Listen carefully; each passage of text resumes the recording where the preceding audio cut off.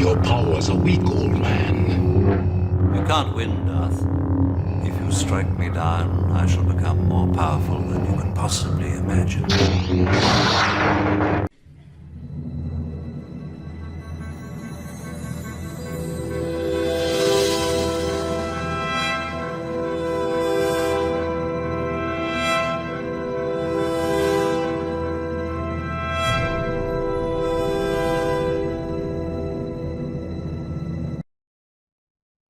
Here's a promised one. I was talking to Valdez yesterday about this piece. I'm going to send it to him because it's quite interesting, because we were mentioning this as far as SYSBM and women were concerned, as far as black women are concerned.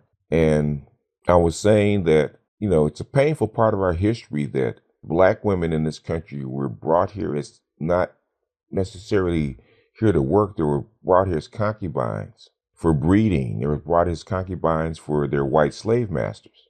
And the combination of the white slave masters and basically producing slaves and with the women, and them, so their selected black bucks producing slaves.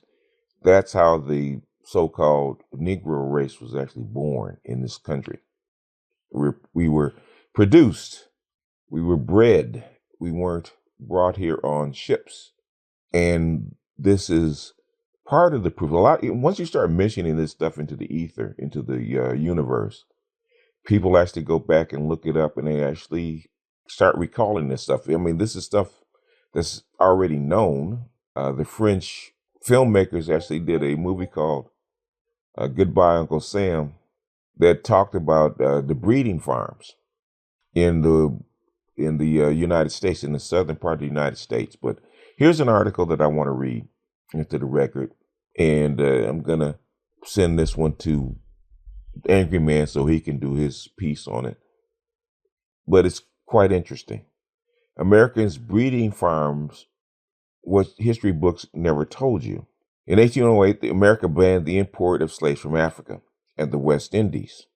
The impact on actual slavery in America was almost non-existent. There was still some limited smuggling of slaves, but the majority of new slaves in America came from what Professor Eric Foner called natural increase. One could reasonably ask, why ban slave imports and not slavery itself?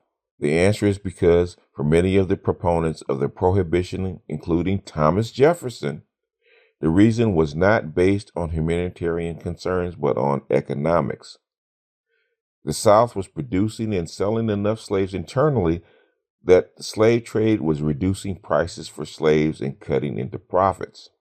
In 1819, another act was passed allowing U.S. ships not only to patrol its own shores, but the coast of Africa in an attempt to stop slave ships at the source, not for concerns about ending slavery, but in protectionism. For American slave owners, everything was contingent on the fact that there was a self-sustaining population of about 4 million slaves in America at the time. Southern legislators joined with Northern ones in passing both the acts that banned the external slave trading but ignored slavery. Most of us are aware that slave owners often bred their slaves to produce more workers.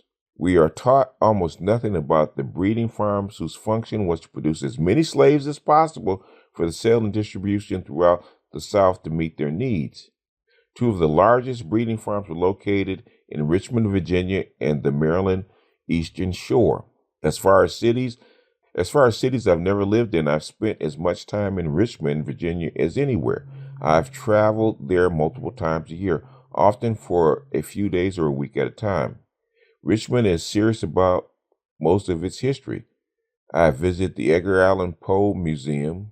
Monument Avenue contains several statues, mostly of Confederate Civil War heroes. Stonewall Jackson, Jefferson Davis, J.E.B. Stuart, and Robert E. Lee are honored there, as the late African-American tennis star Arthur Ashe, who was from Richmond.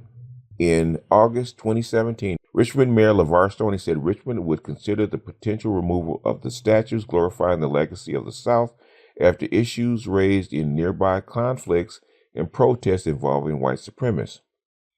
One major part of Richmond's history is barely remembered, hardly spoken of, and taught publicly nowhere. Richmond is a port city and get this, exported between 10,000 to 20,000 slaves a month to states further south and west. They exported slaves, 10 to 20,000 slaves a month. Slavery, not tobacco, was Virginia's primary domestic crop. You may have seen scenes of slaves being offloaded in New Orleans, for example. They were more likely to have come from Richmond around Florida than from Africa.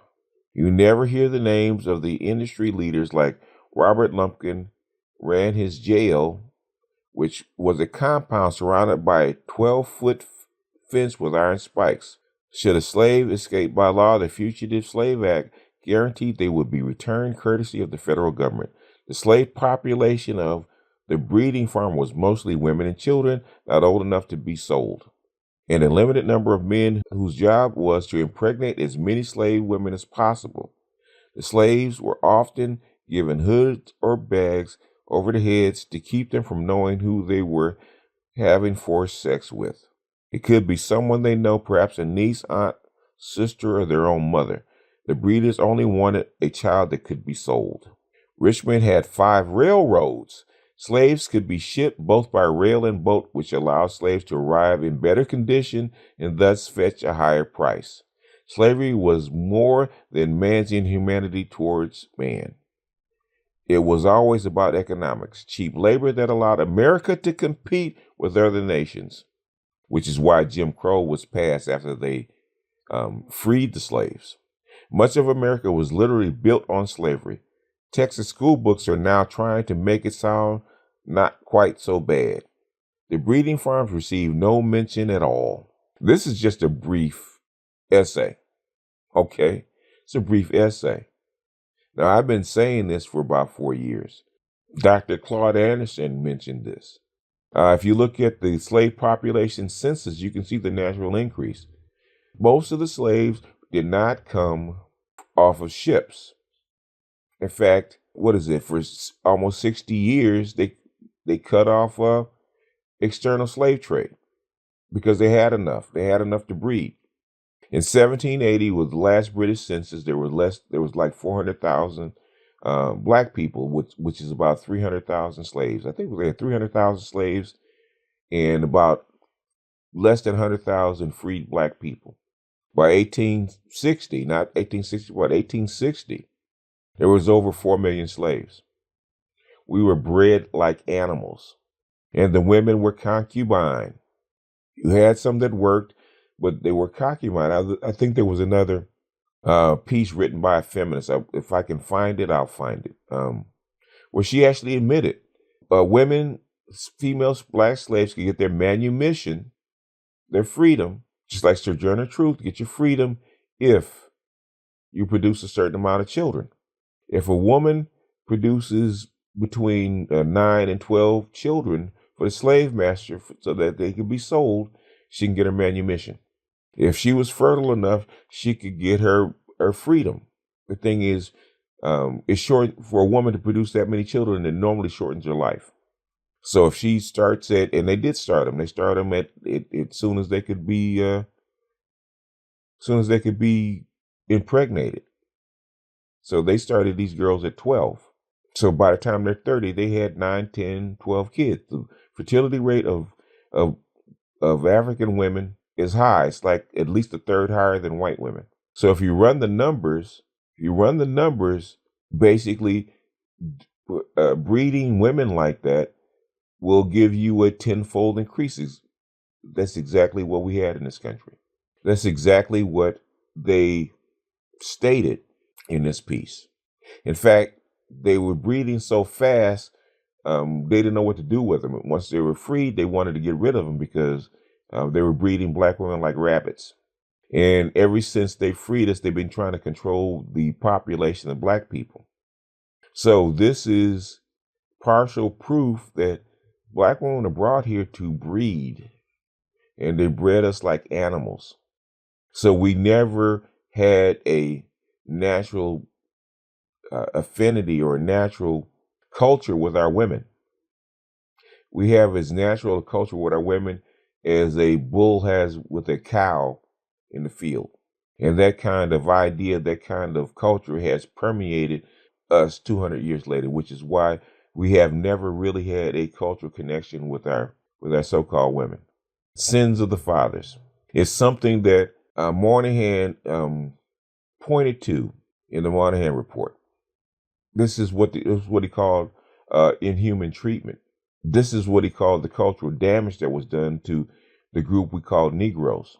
And this is the cultural damage that was hidden by liberals and black women, still hidden to this day. Black women who do not want to face this. They don't want to fix it. They want to bury it. They want to bury it and blame it on black men. So when black women talking about fighting white supremacy or the damage that was done to them by white supremacy, this is what they're talking about. It was just something that black men cannot fix. This is something black women are going to have to dig up, sit on somebody's couch and deal with. But we all know that this is the shame that black women carry, and they're not going to deal with it. They're going to ignore it, and they're going to pass it down to the next generation. It is what it is. But I just wanted to drop this real quick. There's another one that was actually linked to this one. I might do that one later on, but we'll see.